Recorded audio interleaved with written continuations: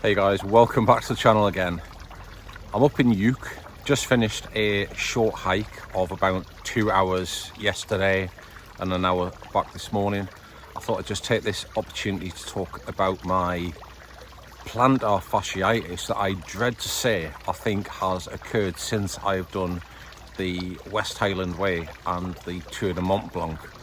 I certainly didn't have this foot pain before I did those two hikes, and I seem to remember having some pressure in my arches when I started doing the West Highland Way.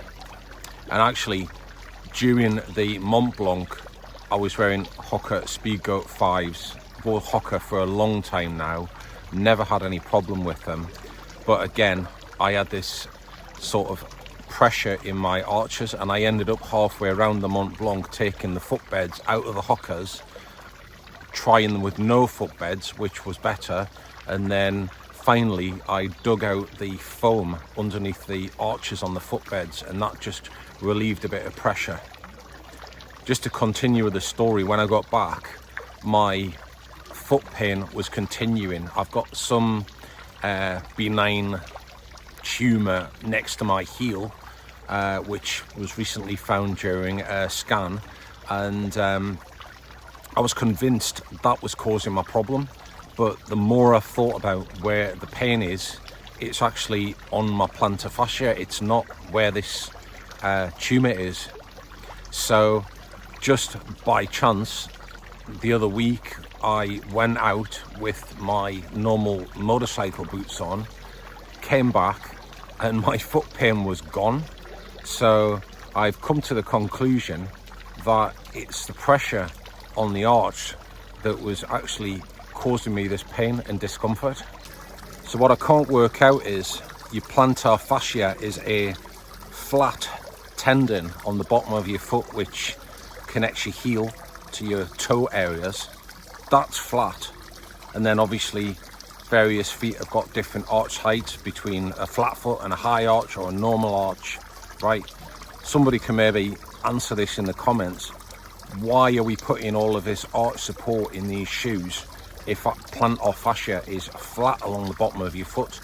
So I'm not a doctor, I can't answer that, but I welcome some feedback in the comments. But getting on with the foot story, as I said, I discovered that my motorcycle boots, which haven't got any arch in them at all, they're quite flat, didn't cause me this discomfort. So I stopped wearing high arch shoes. I actually have just bought a new pair of Merrell, just bought a new pair of Hoka Mafate Speed 4s. What I've actually done with those two pairs of shoes is I've took the footbeds out and I've actually ground out the foam all the way around my arch area just to relieve a bit of pressure. I'm not saying I'm not going to wear those shoes, but I've got to somehow get over this plantar fascia pain that I've got at the minute. I've also developed what's called a plantar fibroma, which is like a little rupture on the plantar fascia. So you end up with a little bump in your arch, and you've got to take a bit of care with that as well. So I've recently decided to try some barefoot shoes, and they've just arrived this week. So I've actually bought the Vivo Barefoot. I think they're called the Primus Trail 2 FG, and I've just tried them last night and this morning on a local hike in Mallorca. The terrain I've been on has been loose gravel, typical dry stone terrain, and I'll explain what it's like in these shoes. It's like when you go to the beach and you buy a pair of them rock shoes from Decathlon for €5 and you're walking over the stones to get down to the sea. That's what it feels like.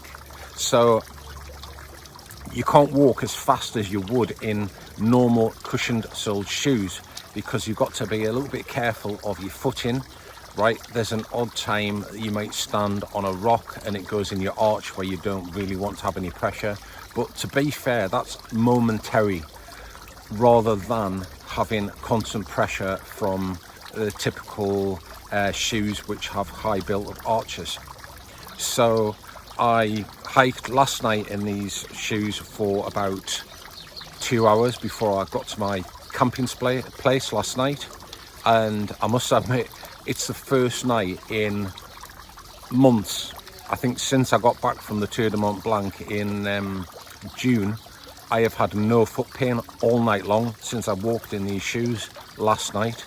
So this morning, this was again the test.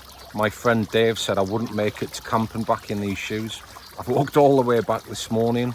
Okay, you can't go as fast as you would in normal cushion-soled shoes. You've got to like take your time a little bit, but I have got back. I have no foot pain whatsoever. Now, I have seen people say that the barefoot type shoe, it sort of highlights more rapidly when you should stop walking, whereas a more cushioned shoe might not tell the body when you should stop walking. I haven't looked into that, but all I can say at this point is that these shoes have been a success and alleviated my foot pain up to now at this stage. I've got to try them a little bit more and see how I get on with them, but that's the situation at this point. I'll just take one off now. I'll give you a quick look at it. So that's the shoe there. That is the Vivo Barefoot Primus Trail 2 FG, I believe. And look, as you can see, it's a very flexible shoe. So the upper is made of a type of mesh material. I would say if you're walking through water in this shoe, it's going to dry out really quickly.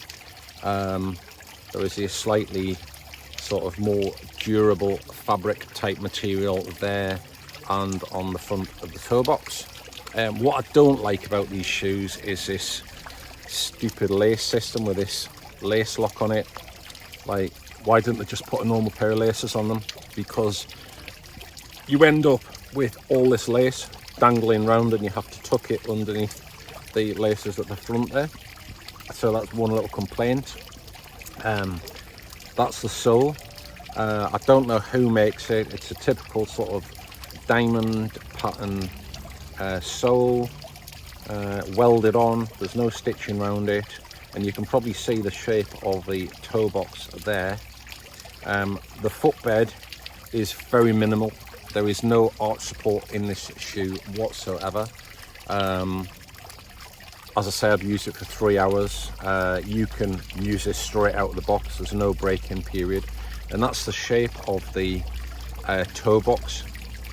I went for the size guide from the Vivo website using their photographic A4 sheet of paper method.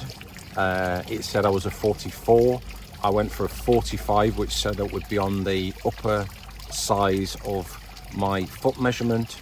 But I've got to admit, my toes are slightly touching around this edge. It's not the big toe, it's the other toes. I think they should have had this more curved out, to be honest. So these shoes are probably fine for normal everyday walking, but they are no good for trail, because as soon as you start going downhill, your toes here are touching. So I'd have to size up to a 46. So if you are contemplating buying a pair of these and you get sized up from the foot guide, if you want that bit of extra room, I would say size up a size so your toes don't touch when you go downhill. So there we go. That is the Vivo Barefoot. Hope what I've said in the video is helpful. If you've got plantar fasciitis or any foot pain, it's certainly worth giving these a try. I'm obviously not a medical specialist or anything. I'm just saying what's happened in my particular case. And of course, I've got to see what happens when wearing these a little bit longer term as well, to see, does my foot pain go away completely? Does it come back? That right now is in the hands of the gods. Thanks for watching the video, and if anybody's got any comments, I'd love to hear some things about plantar fasciitis, getting rid of the pain. Obviously there are lots of exercises you can do, but more importantly, if anybody's got any experiences themselves using barefoot footwear with plantar fasciitis, that would be really helpful, because I know all of the medical practitioners seem to indicate you should wear shoes with support under the arch. Well, that hasn't worked for me, so let's see how I get on with the barefoot. Thanks again for watching and take care.